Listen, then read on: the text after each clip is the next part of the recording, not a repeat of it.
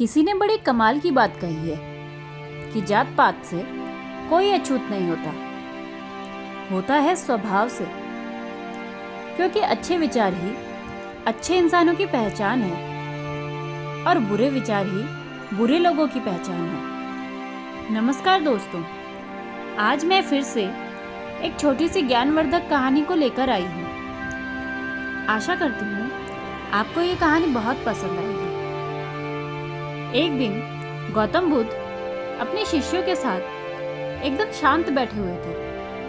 उन्हें इस प्रकार बैठा हुआ देख शिष्य चिंतित हुए कि कहीं वो अस्वस्थ तो नहीं है। एक शिष्य ने उनसे पूछा कि आज वो मौन क्यों बैठे हैं, क्या शिष्यों से कोई गलती हो गई है। इसी बीच एक अन्य शिष्य ने पूछा कि क्या वह अस्वस्थ है, पर बहुत मौन रहे।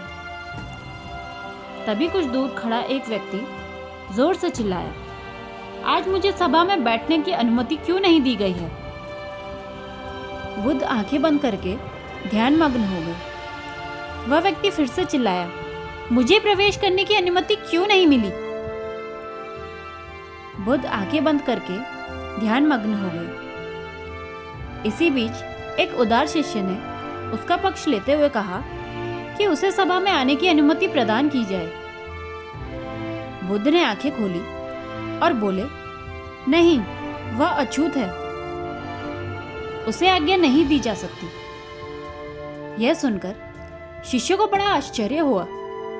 बुद्ध उनके मन के भाव को समझ गए और बोले, हाँ, वह अछूत है। इस बार कई शिष्य बोले, हमारे आश्रम में जात पात का कोई भेद नहीं है, फिर वो अछूत कैसे हो गया। तब बुद्ध ने समझाया, आज वो क्रोधित होकर आया है। क्रोध से जीवन की एकाग्रता भंग हो जाती है। क्रोधी व्यक्ति प्रायः मानसिक हिंसा कर बैठता है। इसलिए जब तक वो क्रोध में रहता है तब तक अछूत होता है। इसलिए उसे कुछ समय एकांत में खड़े रहना चाहिए। क्रोधित शिष्य भी बुद्ध की बातें सुन रहा था और पश्चाताप की अग्नि में वह तप कर समझ चुका था कि अहिंसा ही मनुष्य का महान कर्तव्य व परम धर्म है। वह बुद्ध के चरणों में गिर पड़ा और कभी क्रोध न करने का प्रण लिया। दोस्तों, इस कहानी से हमें सीख मिलती है कि क्रोध के कारण व्यक्ति अनर्थ कर बैठता है और पश्चाताप उसे बाद में होता है, जिसका कोई लाभ नहीं मिलता।